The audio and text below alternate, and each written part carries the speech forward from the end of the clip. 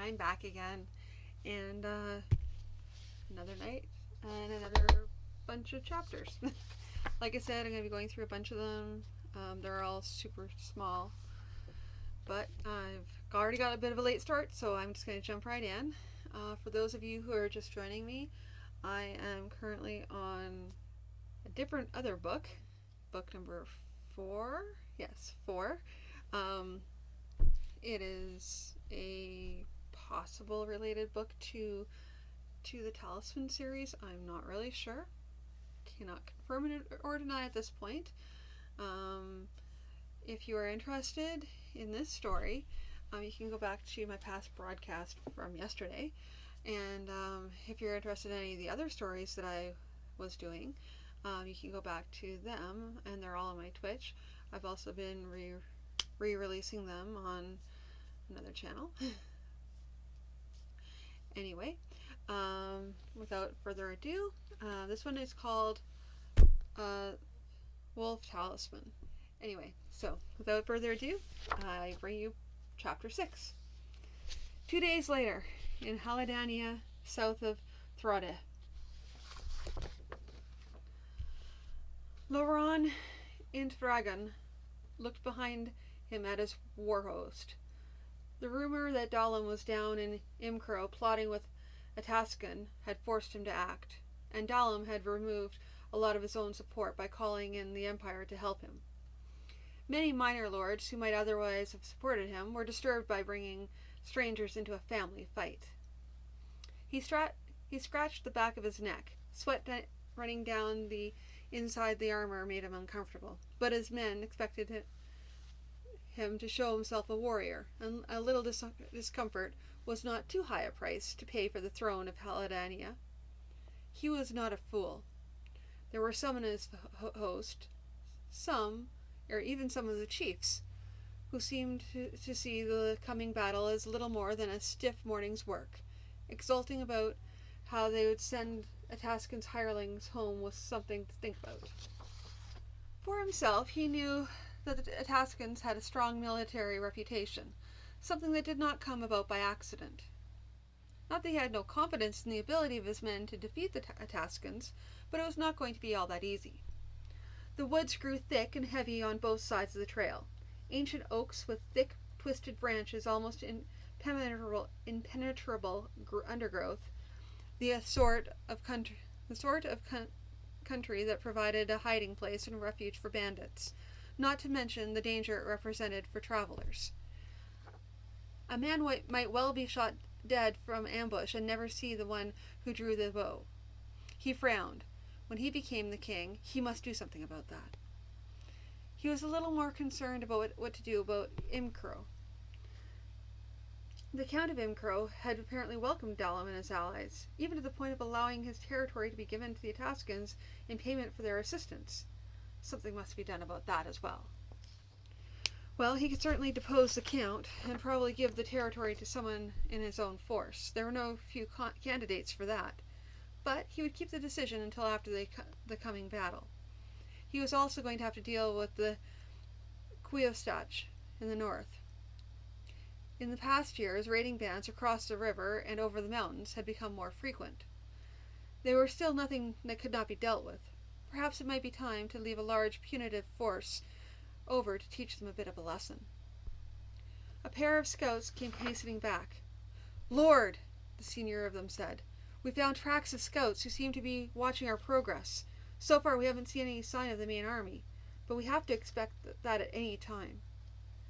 He nodded his acknowledgment of the news. "Maintain your watch. Pass the word to the commanders of the host. Let them know that you have seen signs of scouts, though not the whole army." He was going to have to be careful when he came to power. He would have to make some rules, to be sure. There's some too powerful and too committed to Dalam to be allowed to live. But he must not slaughter too many. Executing a lord meant executing his whole family, and even then, there was a possibility of missing a cousin or two, here or there, who could make trouble later on. He would have to deal with that on a case-by-case basis. 2 mornings later, he viewed the army his brother was bringing against him. The Atascans were formed up fairly much in the center. He took a deep breath at the sight of them. He knew how many there were, but knowing numbers and seeing them actually formed up was another thing. Dallin was there as well, according to his standard. Lauren's force was the bigger, by a great deal, but those accursed Atascans made it more of an equal fight than it might have seemed. He gave a signal, and heard shouted orders repeated across the front. Pipers began to play, brass horns began to sound, and the war host of Loran int Ragon advanced to battle. Opposite them, the enemy also began to advance. Meanwhile, back in the county of Imcro, the trail led up into the mountains. They had already come across the coastal plain, through the heavy forest into the foothills, bare save for scrubby brush, and now into the mountains themselves. The mountains which had been so cool, blue, and remote from afar, at closer hand were quiet and secretive, with valleys and glens that remained unseen until you were riding through them. This was not unfamiliar territory to Dalwyn. He had traveled here first as a boy, then in later years as a man, but he never wearied of it. He looked back.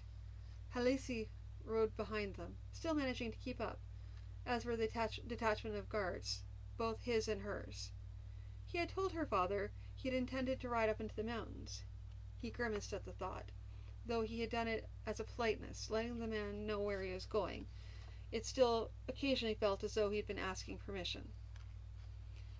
Atalto had considered the idea to be a marvelous one. "Look, I'll send my daughter with you. She hasn't been having much enjoyment here, and with only the servants to talk to. It's wild country up there. She might not enjoy it that much." "Nonsense! She's been telling me how she wishes she could see more of the country, and she can ride a horse and live a little rough if need be. You'll take your guards with you to see that the pair of you are safe, of course." He had felt a little trapped. There seemed to be no way he could refuse without being downright rude, which would not help matters at all. So he agreed. During the trip, on some occasions, when they were out of hearing of the guards, he'd managed to mutter to Wallen how things had gone. Wallen had indicated a certain sympathy, but nothing further than that. When he thought it over, he had no anger at Halisi at all. She was a pawn in this for her father, who moved people around to suit himself, even to the members of his own family. He wondered briefly if Atalto was hoping to make a match between the two of them, but discarded that notion. He'd managed to catch enough bits of conversation to know most Atascans considered Haladanians to be not much better than animals. Atalto intended to see his daughter married, but he wasn't about to waste it on some wild barbarian. Dalwyn had considered taking the girl hostage, demanding that her father remove himself and his people out of the county. He had rejected that notion very shortly, knowing that the only result would be the arrival of more Atascan soldiers and the devastation of the county. He wondered how the war between the two princes was going. Prince Dalam had recruited a number of landless men exiled from their own territories for backing the wrong side in a feud, and others of that sort.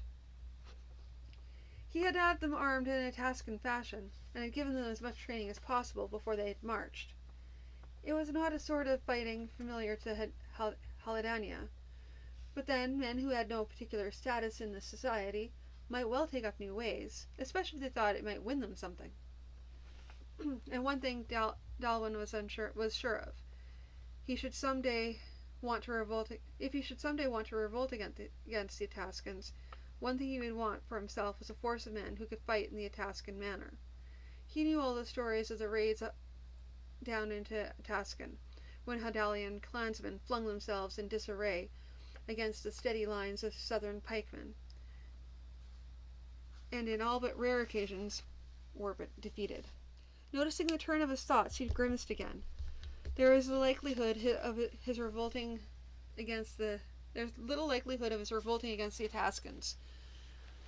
His was a small territory, and could hardly supply a large enough army to hold off the Atascans.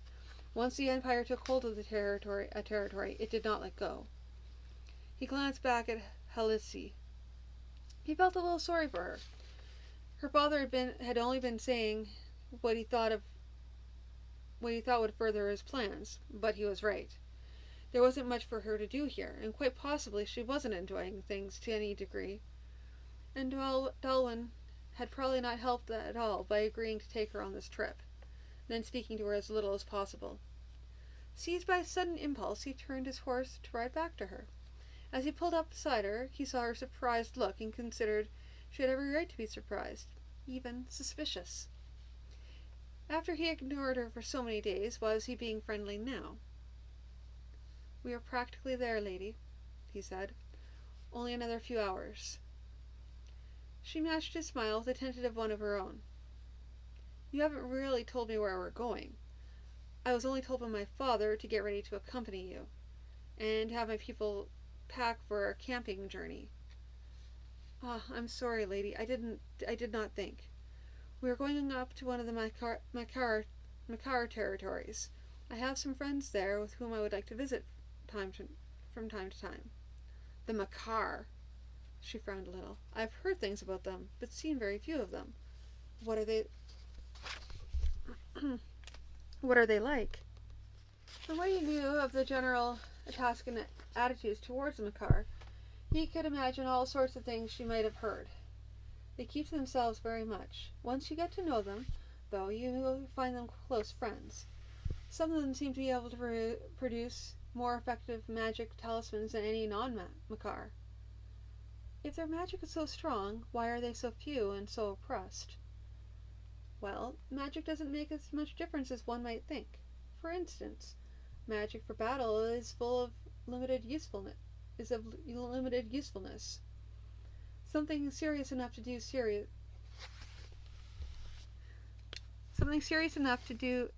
serious harm to an arm can often have uncontrollable results. The best one can do is to try to target the commanders of the enemy armies, and every commander going into battle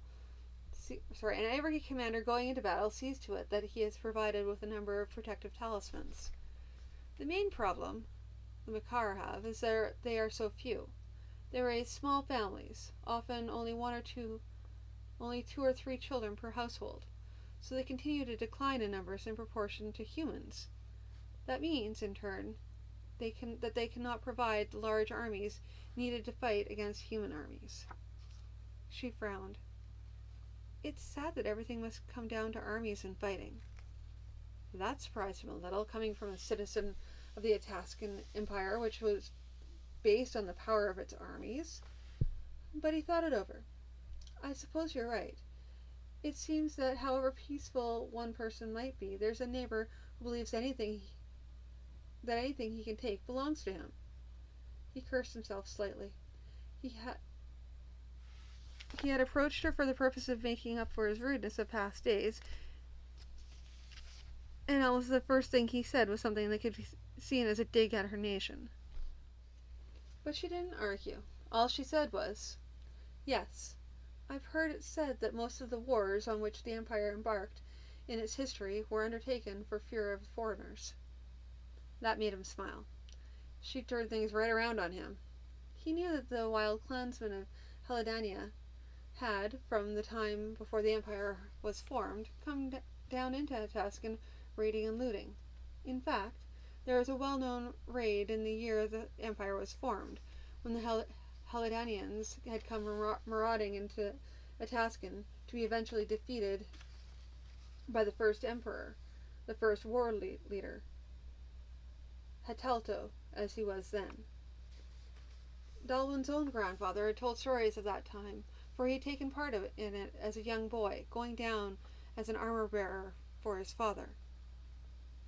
He thought it best to change the subject. "You speak our language well." "Not really," she protested. "I learned a few words from workers in our family estates in Imkro about Ataskan. When father told me we were coming here, I made a point of learning more. But they talk differently there than they do here, and I'm having a bit of difficulty learning how to make up for the difference." He laughed. If you think the way we talk in Imcro is different, you should hear someone from further north, say along the river from the Quiyosach. For instance, up there they'd call me Dalwin, not Ranlin. It's almost a whole different language. How will your people take to having to speak Ataskan? He frowned at her. We've been promised that we'll be allowed to keep our own language and customs. Oh. She was suddenly silent, flushing. He looked at her again. What is that? Oh. She was still flushing, obviously a little bit more than a little bit bewildered. I'm not. What is it? You know something I don't. I don't know anything. But if you've been given promises, then I've got no right to say otherwise. But you have suspicions. I've wondered myself, you know. I've heard what's going on in Salsha, and it occurs to me that the promises regarding language and the like might only last until the Empire feels it has a firm hold. She frowned. I really wish I could reassure you, but I know the kind of thing the Empire tends to do. I'm sorry. He drew a deep breath. Well, it's not your fault, is it? And don't worry, I won't say anything to your father about this conversation. But I'm going to have to think about what I can do to ensure that the promises are kept. They rode in silence for a while. Eventually she spoke, asking a tentative question about Haledanian society, which he answered. He began to almost feel comfortable with her, chatting as though the two of them were not on opposite sides. Halisi had been glad to have Dalwin come back to talk to her. She knew her father had sent her along with him as a part of his plan, demonstrating how much he trusted the Count and so on. She also knew that there was at least one more part of his game. If anything should happen to her on the trip, he could call for more serious reparations on the part of the Count, possibly even extending to his abdication in favor of someone named by Atalto.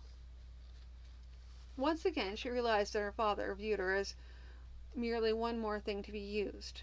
Of course, she was also fully aware he would prefer her to survive, in order that he might use her to make an alliance with someone who would be able to further his career. That was why she was traveling with several maids, to ensure her virginity should be protected. She ought to have really known better than to ask the question regarding the language. If father had heard about that one, she would be in serious trouble. On the other hand, she was fairly sure that the promised protection for Imcro's language and customs would not last much past the life of the present Count. She was fairly certain that father would not hasten to end the Count's life, but then he might not insist that the guards be too conscientious in the performance of their duties. And there would be no few of the Count's own people who would be unhappy enough about their new status to take it out on the Count. They camped practically every night of their trip, and she wondered at first why the Count seemed to shun villages where there might be inns or even headmen of the local area willing to put him and his guests up for the night. The thought suddenly came to her yesterday that it might be because of her, because he didn't like to be bringing an Ataskan guest among them. She felt a little annoyed at that, but when she thought it through, she could hardly blame him. His close companion, Wallen, seemed to mirror the Count's moods. Though he was careful to treat her with extreme politeness, she had watched Wallen as he lit the evening fires, using a somewhat battered old talisman he kept in a pouch. There was a feeling about him, a feeling of danger, as though any moment he might fling himself into violent action. She imagined if his master were threatened, Wallen would do his utmost to remove the threat. Then suddenly they swung around a corner and came upon a collection of huts. Small rounded things, apparently built by twisting innumerable branches together and covering the whole thing with cut turfs. Several Makar men, women, and children were among the buildings. They looked up curiously to see the group of humans coming down on them. One of the Makar men came forward to greet them. Like the rest, he was dressed in Haladanian fashion, though the cloth of his trousers and jacket were light green and brown respectively, as opposed to the checks among the humans. Halisi had glimpsed Makar from time to time in Imkro during her time there, but had never enough time to form more of an impression than of brown furred people of medium height. She contemplated the man before her, and she saw the reality was something more. The face was somewhere between a cat and a human, with slightly pointed mobile ears. The lips were human-like, though thinner. She noticed from time to time that none of them showed their teeth when they smiled. In fact, that seemed to be some sort of insult. The hands were human-like, though with thick, pointed nails. The man who approached them was lithe and quick-moving. He looked up at Dalwyn and smiled. "Welcome to our village, Lord." Dalwyn smiled back. "Thank you, Ludisani, and may I present to you Haltod Narasio Halisi, daughter of the esteemed Haltod Imprion Atalto of Ataskan." He looked at her and nodded. "We are honored by your visit, lady." There was a quiet sincerity about the way he said this, in which it made it more clearly more than a mere formality. Before coming to Imkro, she had never seen a Makar, though she had heard stories about them. In most of the stories, they were cruel and malicious things, constantly on the lookout for ways to harm humans. As she grew older, she noticed that similar stories were told regarding Haladanians, Tumuls, and Kwiosach from the north. She had some knowledge of the Haladanians, due to her visits to the family estates in Imkro of Ataskan, and they seemed nothing like the stories. Her small acquaintance with the Tumuls also seemed to belie the old tales, and so that by the time she'd come to Imkro, she was willing to disregard anything she'd heard regarding the Makar. They dismounted from their horses. One of the guards came and took her rein. Well, the three of them took positions near her, holding pikes as though at a moment's ready to defend her from attack. She addressed herself to the chief of the guards. "Calasso," she said quietly, "let us not insult our hosts, shall we?" Calasso looked at her. "Lady, we are required to keep you safe. You know what they say about these brutes?" She put on the voice she used when authority was required. "Calasso, I hardly think the Count would have brought us here if we were not perfectly safe. Think about it. What would my father do if anything happened to me? And I'm sure the Count knows that all that as well as you or I. So tell your men to relax, or be ready for demotion when we get back." Calasso was obviously not happy with the situation, but he gave the appropriate orders. Halisi stepped forward to stand beside Dalwyn. A few days later, in the city of Imkro. So, chapter 8. Atalto strolled around his chambers, controlling his exultation. The messenger had just brought word that Prince Dalam and his force had defeated the armies of his brother. This was no real surprise. The Ataskan troops had provided the solid core of support, driving straight into the massive clansmen. The clansmen on Dalam's side had managed to protect the flanks of the Ataskans while they did their work. The war was not necessarily over. Lauren had managed to escape the battlefield, but of course his support would fall off readily now. Perhaps by force of personality he might hold together a sufficient force for one more battle, but that would be about it. At the end of that time, Atalto would be able to recall the bulk of his troops from Dalam's command, at which time he would be in a position to begin setting things right in this country. It might well be necessary to do away with the Count. But the Count seemed to have such a perpetually dazed air about him that it might not be necessary. But there was more to his plan. He rang for a servant. When the servant entered, he asked him, "Is there a man waiting for me?" "Yes, sir." He did not give his name. Only that you said you would know who he was. And indeed I do. Bid him to come in. The man who was ushered into the room seemed to be of moderate age, with pleasant features. He was dressed in the usual kilt and tunic of a Tuscan, and a disc of leather hung on a thong around his neck, on a leather thong around his neck. There was something about him that forced the eye to slide away from him, and when one wasn't looking at him, he almost seemed to not be present at all. "Good day to you, sir," he said politely. "And a good day to you, too. And a good day to you, Daltron. How do your researches go? As to that, I think I have exactly the thing you want. I won't bother you with the technical details. Simply explain that it is the talisman which remains inert until a signal triggers it." Atalto frowned. "And then what?" "It can be one of several things. It might be a curse embedded within the thing itself, but I would favor the transportation of a small but effective amount of poison. It is very difficult to hide a curse, and it might be detected by someone who happened to guess what to look for. The whole point was to find something that would not be detected. My sources tell me that the person to whom I wish to send this has a large number of people who would do little else save ensure that anything he handles is completely safe from magic." Quite so. But I have developed a special method and technique. Unless one has an idea of what to look for, they'd be unlikely to find it. I can't promise absolute success. What one man can discover, another can as well. But if we move quickly, I would suggest that we would succeed before anyone else makes the same discovery. You suggest transporting a strong dose of poison through the talisman? Have you selected an appropriate one? Yes, it's powder and strong enough that one good breath of it will suffice to kill. Good. Now, you said that a talisman will remain inert until it is triggered?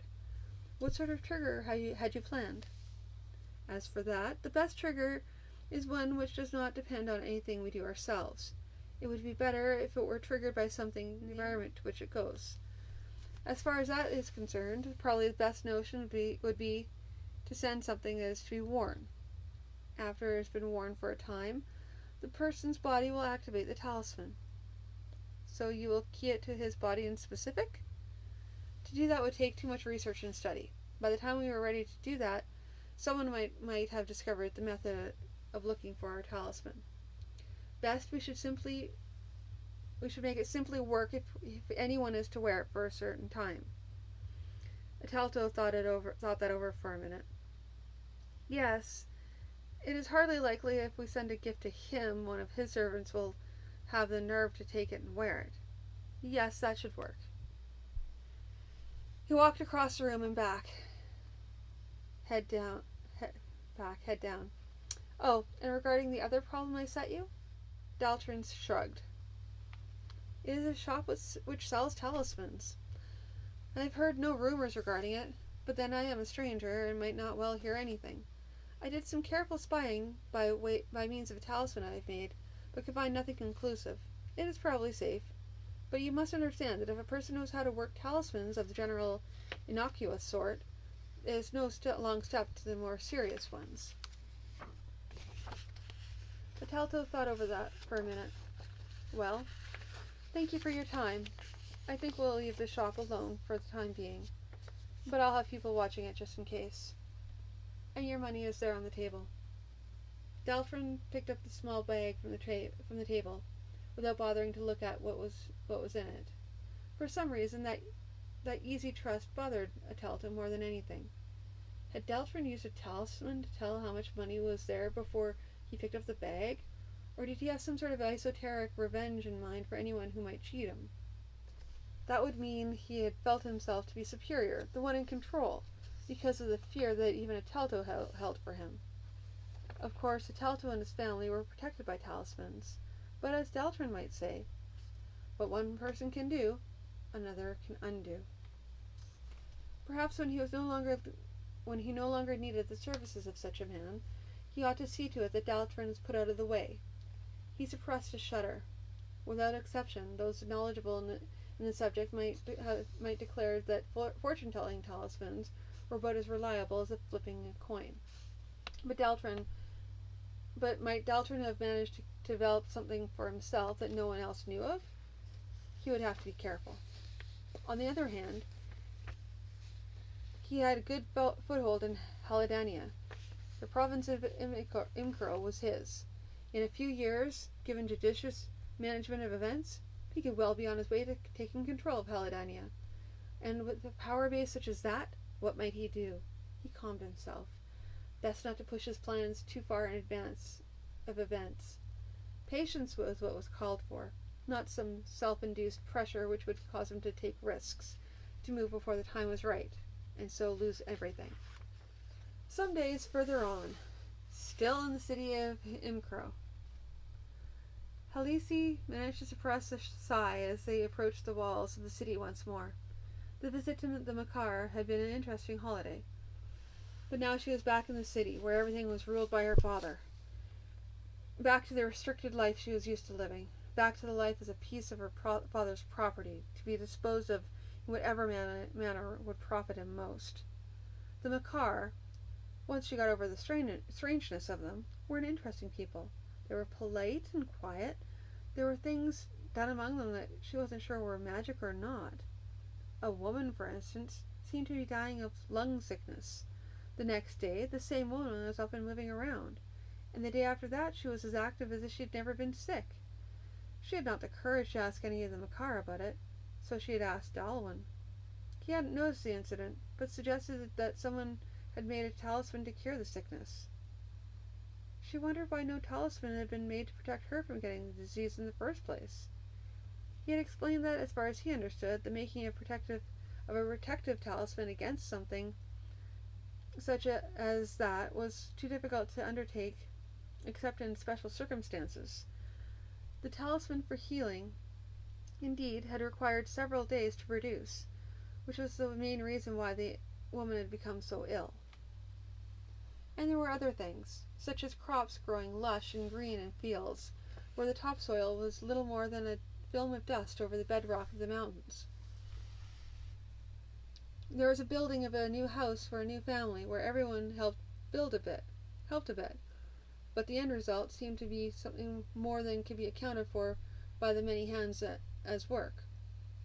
She'd been a little sad to have to leave, but Dalwyn had duties back in the city. On the third night of their journey back, they had stopped a little early. The next good campsite was far enough ahead to have them traveling well after dark, so it was decided to camp here and get an early start in the morning.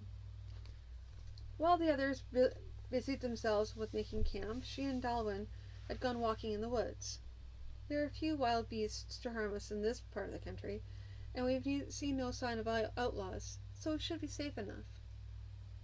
She looked around, but Caliso was busy with something or other over by the place where Halisi's tent was to be put up. The guards were also busy, and didn't seem to be noticing. He grinned. Let's be naughty children and run away from our elders. His grin was infectious. She took his arm and away they went. But he was rather silent, she noticed. After a moment, she said, "You're very quiet." He looked at her suddenly and forced a smile. It's been a nice time, but we're going back to the real world. Yes, we are, aren't we? It came to her as well. They were going back to a situation she knew all too well, a situation she knew no way out for either of them. On an impulse, she took his arm. When he stopped, she stood on tiptoe and kissed him on the cheek. He looked at her for a moment, then pulled her into an embrace and kissed her. For a moment she tried to push free. Then she put her own arms around him and kissed back. The ground was soft and grassy and a little cool, but neither one of them noticed.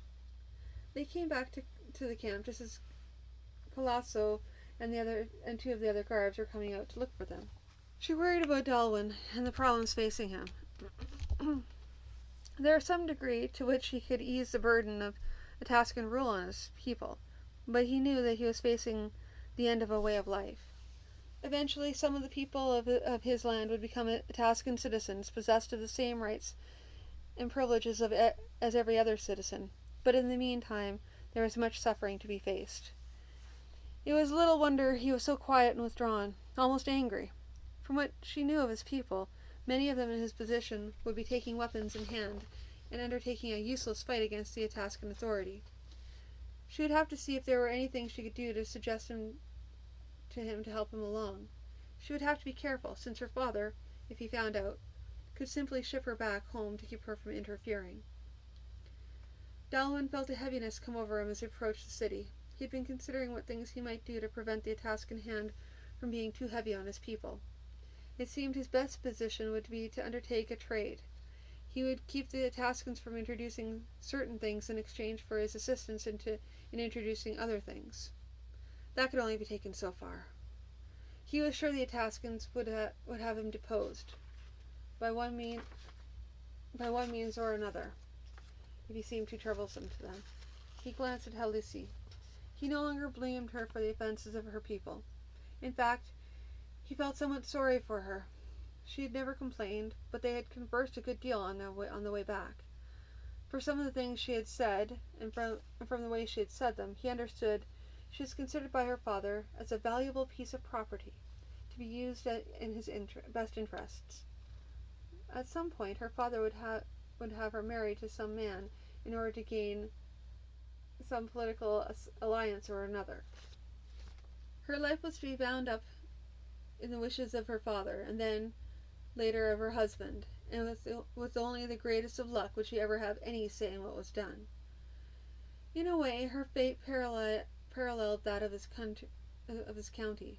The county had been given away by Prince Dalam in order to gain a profitable alliance, and now had very little say in what happened to it. And that reminded him of his situation. Gods! Could he do anything at all for his people? As they approached one of the open fields around the city, he saw a number of men drilling in the Ataskan fashion. They were marching, counter-marching, forming, reforming, and presenting their awesome front of spears in this direction and that. He wondered at first why so many of the people of the county were so interested in watching imperial troops drilling, and then he suddenly realized that the faces under the helmets were the snub noses of Haldanians rather than Ataskan beaks. There was also a table set up, at which an imperial officer was signing up recruits among onlookers. He looked around. Lady Halisi, ride on into the city with your guard. I must see what is being done here. She nodded at him and rode on. 4 of the guards rode with Dalwin and Wallen over to the recruiting table. The Ataskan officer looked up as they approached. Then his expression carefully blanked. He had little use for the Count, knowing where the true power lay in Imcro. But on the other hand, he was not gratuitously offend someone for whom his commanders might have need. And since Dalwin was accompanied by his honor guard, he must be dealt with as someone who was still of use. But Dalwin did not approach the officer himself. Instead, he looked over the men lined up at the table and picked out one whom he knew at least slightly. The man was a wiry little fellow with sandy hair. His father had come out of the farther north, fleeing some feud of which he had been on the losing side. A feud in which the count of the territory felt it not wise to interfere. He had brought with him a wife, 2 sons, and a few servants and hangers-on. He had come to this far south because the victors in the feud had determined to pursue him to the death. 2 counts through whose territory he had first fled on the way had attempted to hand him to his pursuer in order to maintain good relations with their neighbors. Dalwin's father had refused to give him up, since the trouble was too far away to affect any of his boarders. So, Dalwin Nut Hargadal, he said, what do you do here? Dalwin looked up at him. He appreciated the northern twist Dalwin had given his name, but it was still uneasy at what he was doing. Lord, the imperial recruiter offers us a steady rate of pay, with the offer of a grant of farmland at the end of 10 years. Dalwin stroked his chin thoughtfully. I see. Dalwin became defensive. Lord, what hope have I here? My father, brother, and I, we served your father. We served you, and out of your kindness, we've been allotted enough to live on. But even that might be taken away from us if you were to be displeased, or to merely decide that you are supporting too many foreigners. Here there is an opportunity for me to gain a little land of my own. Will you forbid it? Dalwyn stroked his chain again. No, I will not forbid it. How could I forbid it, he thought. You and the others would ignore my prohibition and enforce the prohibition I would apply to Haltod, which would make me even more of a puppet. No, I will, he said again. I will not forbid it. I will only call to your mind who it is who has supported you for these years. He thought to say more, but realized he was succeeding in only sounding bitter. He turned his horse round and rode away, with Wallen and his guards coming up behind him. Wallen urged his horse forward to ride beside him. There will always be those who are not satisfied with what they have, people for whom gratitude is a fine thing, as long as it doesn't get in the way of what they want. Dalwyn nodded shortly. It would matter more if I could really show some reason they ought to be loyal to me. But they know and I know that my ability to do anything is limited, and is likely to become more limited all the time. Whereas the gratitude of the Empire might indeed count for something in the years to come. They rode quietly for a while.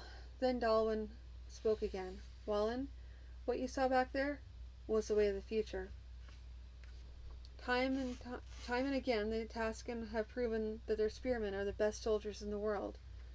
I might go out this moment and raise an army to fight them, perhaps even raise a larger army than all the force they have in Haladania. But in the end, I most certainly would be defeated, because they have the better method. And now they are teaching that method to the Haladanians. But they are binding those same Haladanians to the Empire with the promise of a reward when they complete their service. He thought for a while. I could begin training my own people in their methods, I suppose. But the minute I began, I would be considered an outlaw. And I doubt if I would be given the time to train sufficient men to do any good before I was hunted down and crushed. Wallen was quiet. I suppose you could find allies. If I could find strong enough allies, and find them soon enough. But I don't have time for that either. Lord, if you only expect the worst, you can be sure you will get it. Dalwyn shot a look at his companion. The tone of voice said even more than the spoken comment. I'm feeling too sorry for myself again, Wallen? I'm sorry. He was silent and thoughtful for a while longer. I suppose that even the Imperial armies have their weaknesses. They've been beaten by the Haladanians a time or two. It seems that on those occasions it had much to do with the weight of numbers. Did you notice, Lord, how the Imperial fighters go? Shield on the left arm, spear in the right hand? It's like a walking wall studded with long spikes. And the usual method of fighting among Haladanians is to gather up the clans and hangers-on, anyone with a weapon, be it sword, spear, dagger, or cudgel. Then they move in and fight. And throwing yourself against a wall, studded with long spikes, does not work. The bigger problem is Haladanian pride, where every clan leader insists on his right to be the first in the attack, so that a count or prince has difficulty giving orders to any of them, while the Ataskan walking wall seems to move all as one, turns this way and that on orders, and always have the same goal. You understand what I mean? Dalwyn nodded. Yes, he said slowly. I'll have to think more on this. A little later he asked, You've been talking with the people on our way back. What sort of news have you heard? The two princes have fought a battle. Dalwyn was the winner. That much everyone agrees on. Some say Loren was killed in battle. Some say he escaped and is trying to rally his men for another fight. Some say Dalwyn killed Loren with his own hands, but is keeping the fact secret so as to be in support of the Ataskan army for a little while longer. Dalwyn smiled. I wouldn't be at all surprised. There are enough people who dislike the thought of him bringing in outsiders that he probably won't feel secure on his throne for a while. Later that night he lounged around in his quarters.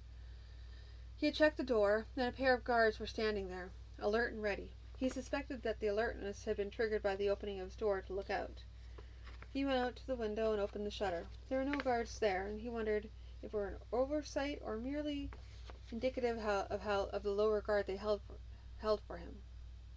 He stepped back into the room, stood still, concentrated on the talisman around his chest, and suddenly he was a wolf. He took a few running steps toward the window, then leaped out. The stench of the city overwhelmed his wolf senses, but he was used to this. He trotted down along the back streets and alleys, which he had used time and again, places where no one was awake at that hour of the night. No one would see the great gray shape trotting along. He finally came to the edge of the city and set out at a faster run. The air was cool and clear out here. The stars and the moon were bright, and his cares were far away and nebulous. As he ran, he was careful about certain things. It would not do to have people seeing wolf tracks leading out of the city or leading back in, so he made sure to leave as little sign as possible. But it was a fine night for going about as a wolf, for running in the clear wind in his nose, for seeing the land as few others ever saw it. He was free. He could run forever. There was no need to go back to the city, to the problems of the Count. Could anyone desire more?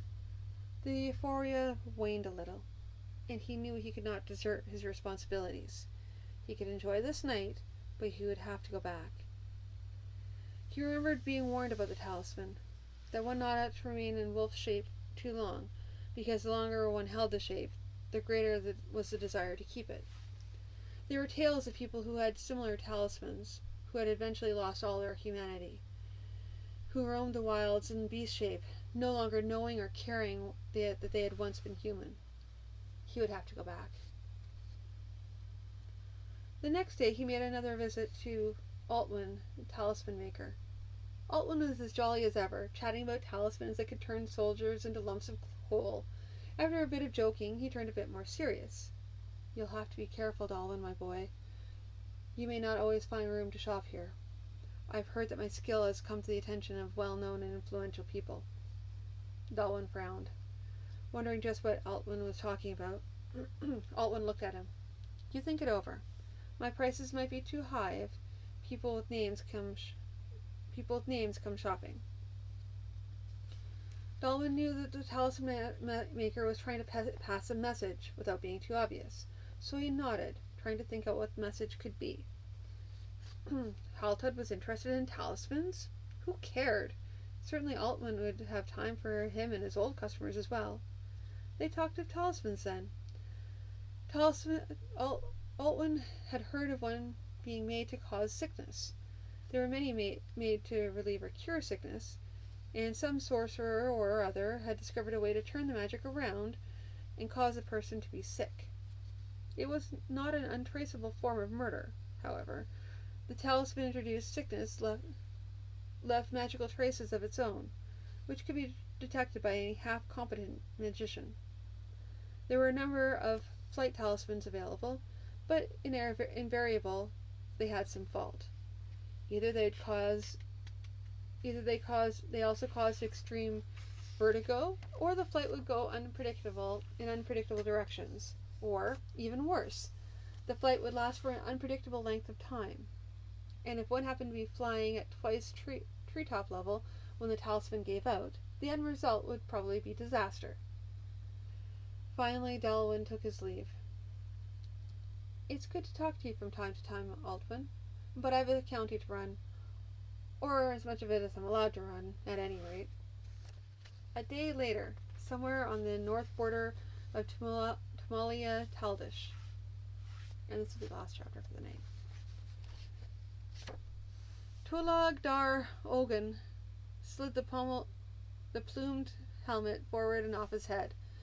There was one bright gash in the metal where an arrow had missed taking his eye out, but that was the nearest he had come to being hurt in this battle. Unlike some of the young nobility who had been given command of troops, he did not lead from behind. His weapons training had been the best possible, and though he shuddered with fear at the thought of what a sword blade might do to his insides, he knew that he had more respect from his soldiers because he did not try to avoid all risk to himself. And when it came right down to it, it might be the respect of those same soldiers that would keep him alive, perhaps even put him on the throne when his father finally died. He set the helmet on the table in front of him and signaled to the leader of his bodyguard. "I am ready to receive my commander now, Gefal." "Yes, my prince." As Gefal stepped to the door and went out, Tulog looked around the room which had been commandeered as quarters for him. It was not much, but it was the best the village of Krothros could afford. The walls were mud brick with some sort of weird painting work around the inside, representing some local legend. Much of the thatch still remained, and the work party had restored as much of the rest of it as they could. The chair and table had been brought from his own baggage, and a fatigue party had cleaned the inside of the room before he had arrived. There was a little better in the village since Krothros had been taken by the Keosach, and then taken by the Tumuls. The bulk of the army, of course, was not Tumuls, but the men of the subject races of the empire. They had fought a fierce battle here, just north of the town. The Keosach, burdened with their loot, had waited too long before fleeing the town. When it was clear that they would be overtaken, they turned and had given battle. But Tulog had known the capabilities and deficiencies of his own troops, and had used these skillfully. The result was a crushing defeat for the northerners. The door reopened, and Gefal escorted a man in dark armor, with oiled and curled black beard jutting out from his chin. Commander Serajal Altumut maintained a fashion that was years out of date in the capital. Thank all the gods and spirits that his tactical abilities were not equally obsolete. He crossed his hands on his chest and bowed deeply. "Hail, my prince! May I be the first to congratulate you on your victory." "Hail, Commander! I accept your congratulations. Your reports are ready?" "The initial reports are ready, my prince. The enemy force is destroyed. The bulk of them are fleeing northward, harried by our cavalry. We have an estimate of their casualties, approximately 2,000. Our own losses are about the same, counting the men who will not be fit to fight for at least a month." "About the same, Commander? How many such victories can we win before every soldier Tumulia and her subject nations can supply lie dead on the fields of battle, and the northerners continue to come?" Sajorol knew better than to question this comment.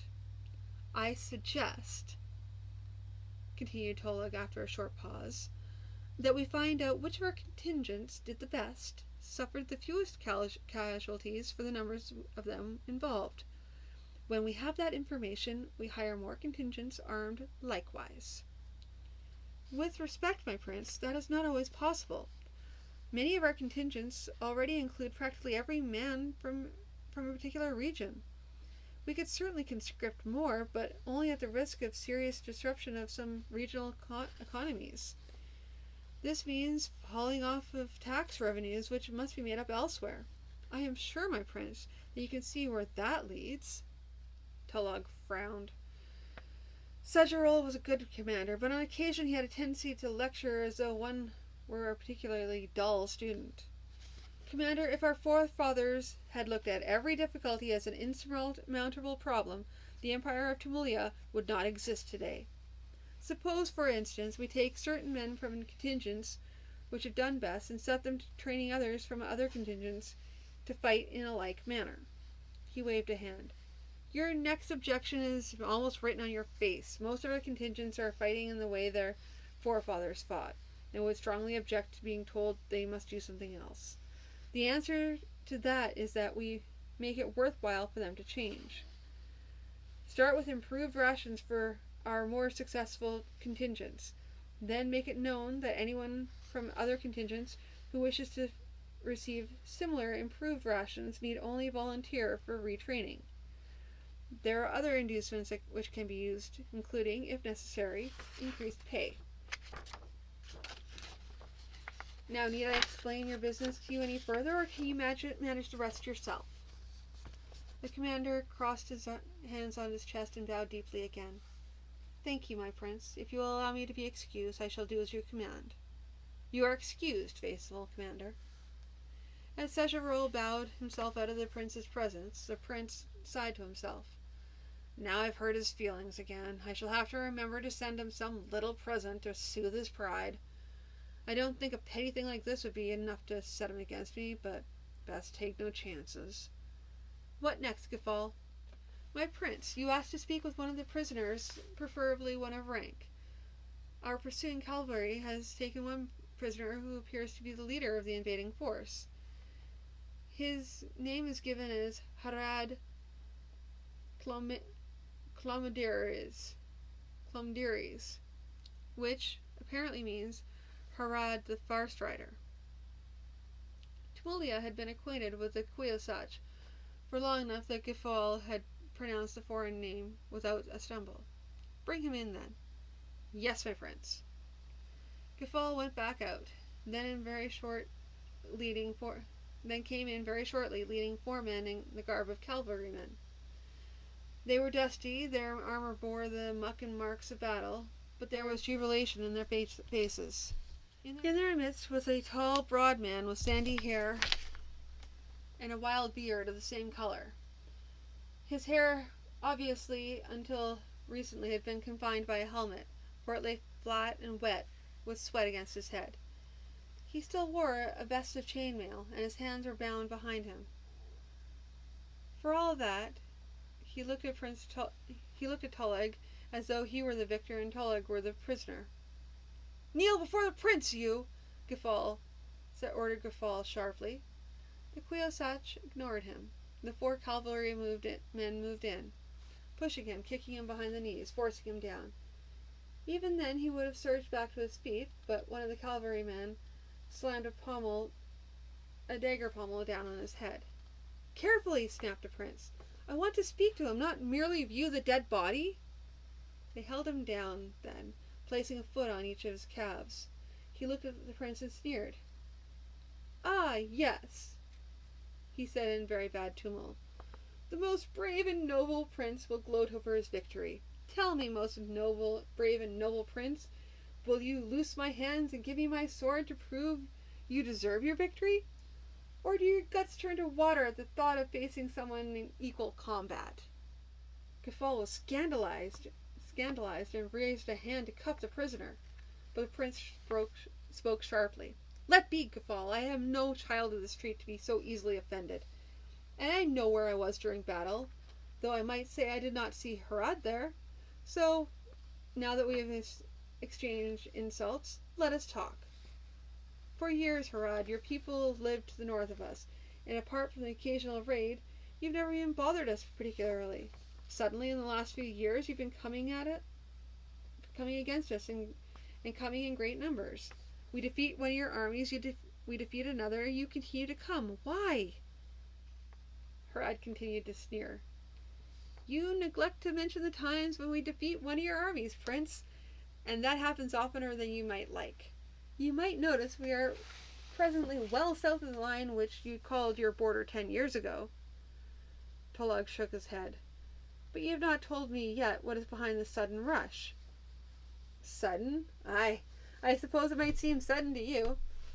But for years we lived in the north, and watching as you in the south live in a luxury we only dream of.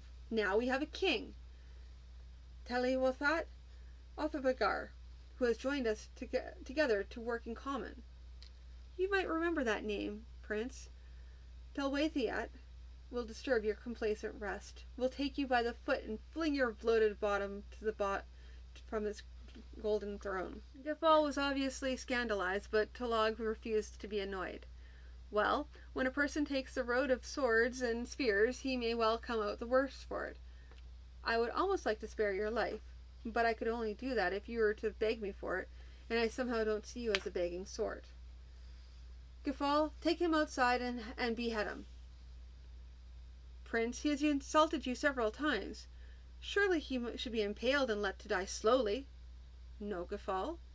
Some I would have impaled, but this man deserves better. See to it the cavalry unit that captured him are suitably rewarded.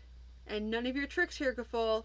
If I speak to someone of the Garasandi horse and find they have not been rewarded for this, I will be seriously displeased. When Gafal had taken the Kwiasach out, Tulug sat contemplating. He'd had one more victory of medium size that would hardly deter the Kwiasach from continuing to come. It might make his father and brother a little uneasy about what Tulug might be planning, which meant he himself might be wary. Tulug was not loath to use any small or great advantage to make himself a better candidate for the throne when his father died. But his father's spies meant that plotting, or even seeming to plot against the emperor, was a dangerous affair. He was not altogether certain what his brother was doing, but he was fairly certain that Nurbal was building up a following of his own, likely among the fleet. If Tulug were to take the throne after Ogden died, one of his first priorities must be to retake Salsa from the Atascan Empire. That might require making some sort of settlement between the Kwiasach, ceding them the northern provinces until such a time as Tumulio was ready to fight the north once more. It would also require being able to work with the fleet. If he were to have his brother killed, that might mean some time before he could trust the fleet completely. On the other hand, if he were to try and gain influence of his own in the fleet, that may well incite Nurbal to act against him. And it would certainly not do him any good to have any sort of open conflict with his brother. Nor would it help to completely ignore things that were going on elsewhere. He was sure that he would be a better ruler than his brother. And it was certain that if he ignored the whole situation, Nurbal would end up having him done away with. But the whole thing required watchfulness. He looked up. Gafal was back, looking at him with that blank-faced expectation which did not quite ask the prince what he was daydreaming about. What is to be dealt with next, Gafal? And that is all for this evening. Thank you for everybody else who joined in at the last minute. It was just wrapping up. That was the last chapter. I'll be back again tomorrow night with another section of stories. So for those of you who tuned in, feel free to tune into past broadcasts. And for those of you who just joined in, I guess you only caught the last 10 minutes of it, sorry. But everyone, take care, and I will talk to hopefully many of you tomorrow night. Take care.